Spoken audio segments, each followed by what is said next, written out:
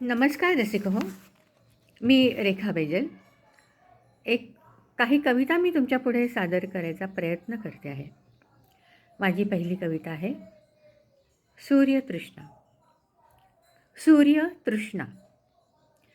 आयुष्य रिवाइंड करत करत परत न्यावं आठवणींच्या अंतिम टोकापर्यंत आणि पुन्हा एकदा जगावं आपल्याच सुरात स्वयंपूर्णतेनं आणि पुन्हा एकदा जगावं आपल्याच सुरात स्वयंपूर्णतेनं.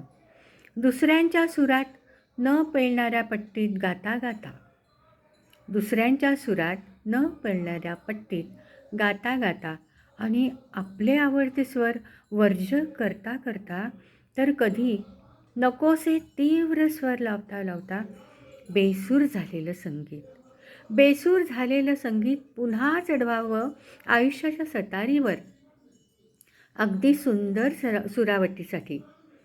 ते गतक्षण होऊन जावेत नवागत, ते गतक्षण होऊन जावेत नवागत आणि अनेक नकार अजूनही फणा काढून तसेच फुटकारत आहेत. रवंथ करत त्यांनाही पचवून टाकावं, रवंथ करत त्या नकारांनाही पचवून टाकावं. गहाण मनाच्या जवळ, गहाण मनाच्या जवळ रखेलीसारख्या राहणाऱ्या स्वप्नांना एक शुभतिलक लावावा आत्म्याच्या नावाने. गहाण मनाच्या जवळ रखेलीसारख्या राहणाऱ्या स्वप्नांना एक शुभतिलक लावावा आत्म्याच्या नावाने. त्यांचे बांधलेले पंख सोडून उडू द्यावं त्यांना मुक्त मुक्त आकाशात, सूर्याच्या घोड्याचे पाय होण्यासाठी. कोणी सोबत आहे, कोणी सोबत आहे हा भास बाळगत आंधळ्या वर्तमानाला तुडवत जाताना वळून पाहिलं. कोणी सोबत आहे हा भास बाळगत आंधळ्या वर्तमानाला तुडवत जाताना वळून पाहिलं, तर ती आपलीच एकमेव सावली निघाल्यावर, ती आपलीच एकमेव सावली निघाल्यावर तिलाही काखोटीला मारत आपण प्रकाशमान होत चालत राहावं, आपण प्रकाशमान होत चालत राहावं, सूर्यगामिनी होत, सूर्यगामिनी होत. माझी दुसरी कविता आहे माझा सूर्य. माझा सूर्य. माझ्या वाटणीचा सूर्य ह्याला त्याला वाटून टाकत मी शांतपणे डोळे मिटत बसले. माझ्या वाटणीचा सूर्य ह्याला त्याला वाटून टाकत मी शांतपणे डोळे मिटले. मनातून अगदी निस्तब्ध रिकामं होत. डोळे उघडल्यावर दिसलं कुठलं तरी चांदणं माझ्या असं म्हणतात माझ्या नावानं माझी वाट पाहत येऊन थबकलेलं. कुठलंच चांदणं माझ्या असं म्हणतात माझी वाट पाहत येऊन थबकलेलं. आणि मग सगळे सुरक्षित किनारे मोडून टाकत आयुष्य सोडून दिलं ओहळात, आयुष्य सोडून दिलं ओहळात. वाहत वाहत धक्के खाता खाता मी निर्मम होत गेले. वाहत वाहत धक्के खात खाता मी निर्मम होत गेले माझ्याच वेदनांशी. मग उरल्या शांत स्तब्ध जखमा, मग उरल्या शांत स्तब्ध जखमा. पाहिलं अखंड गाज देणाऱ्या समुद्रात मी येऊन पडलेली, अखंड गाज देणाऱ्या समुद्रात मी येऊन पडलेली. कधीतरी सूर्याला मी देऊ केलं माझं नाव, कधीतरी सूर्यालाच मी देऊ केलं माझं नाव. सूर्यानं थैथयाट करत प्रचंड ऊन ओतलं माझ्यावर, सूर्यानं थैथयाट करत प्रचंड ऊन ओतलं माझ्यावर.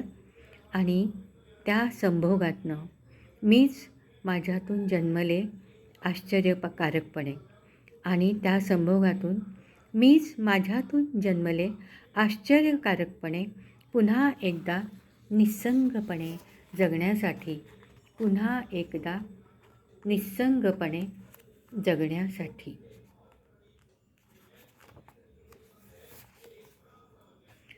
माझी तिसरी कविता आहे स्वतःतून उगवतात. या माझ्या खरं काही प्रतिकात्मक कविता आहेत. दगडापेक्षा वीट मऊ म्हणता म्हणता आयुष्य विटांचंच बांधलं गेलं. दगडापेक्षा वीट मऊ म्हणता म्हणता आयुष्य विटांचंच बांधलं गेलं. हे करताना दगडातून शिल्प निर्माण होतं हे आपण विसरतो. मग सिमेंट, माती, रंग, पी.ओ.पी. हे सगळं वापरून आयुष्याला सजवण्याचा प्रयत्न होतो. उभं राहतं मग एक घर शिस्तबद्ध नेटकेपणानं, वॉटरप्रूफिंग करून भावनांना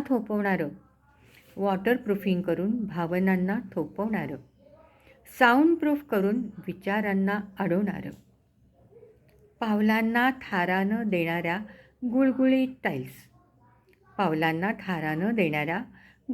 टाईल्स आणि जातीवंत लाकडाला लपवणारं ऑइल पेंट, अनेक झाडांच्या ममीज, सोफे, चेअर्स, पलंग यातून मढवलेल्या. ह्या जंगलातून किती फेरफटके मारले आपण. थडग्यातून वाट काढावी तशी या फर्निचरमधनं वाट काढत मी दाराबाहेर पडते. आणि समोर पावसात भिजलेली हसरी चिरयौवना जमीन. हे सगळं माझ्यातून जन्मलंय बरं, हे सांगत राहते. पटतं मलाही. आणि मग काहीतरी कारण काढून इतरांची नजर चुकवून मी मातीलाच लगडून बसते. मस्तपैकी हातपाय पसरते. चिखलाचं चिलखत आयुष्याच्या घरावर चढतं आणि तेवढंच मला पुरेसं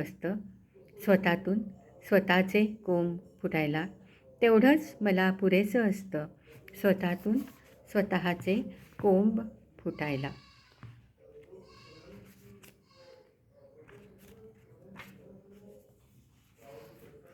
यानंतरची माझी एक कविता आहे ती एका ग्रामीण सासूरवाशिणीची.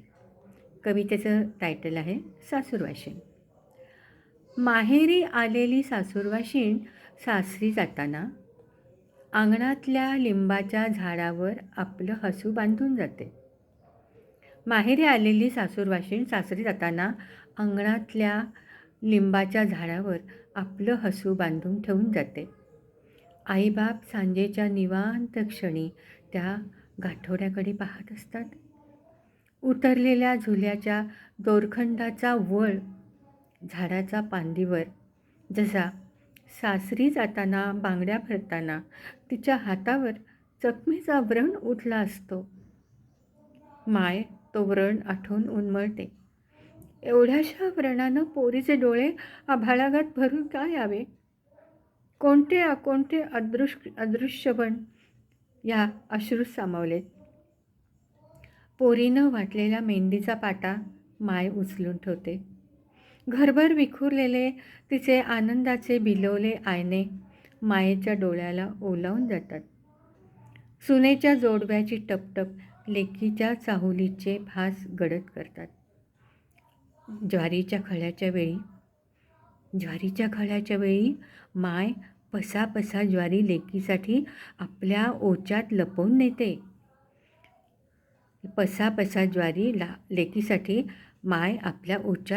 नेते. कधी कधी लेकीचे हालभाल कळतात. सांडगे तोडता आईच्या काळजाचेही धागे तुटतात.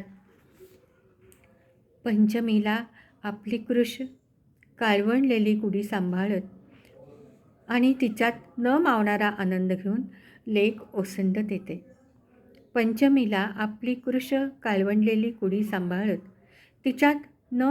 आनंद घेऊन लेक ओसंडत येते. ओठातून, डोळ्यातून, स्पर्शातून काळवंडलेल्या डोळ्यात काजवे चमकू लागतात. पोर आल्या लिंबाच्या झाडावर बांधलेलं हसू सोडून घेते. अंगभर माखून घेते. घरभर झुलू लागते. आणि माय पाट्यावर मेहंदी वाटू लागते. माय पाट्यावर मेहंदी वाटू लागते. धन्यवाद.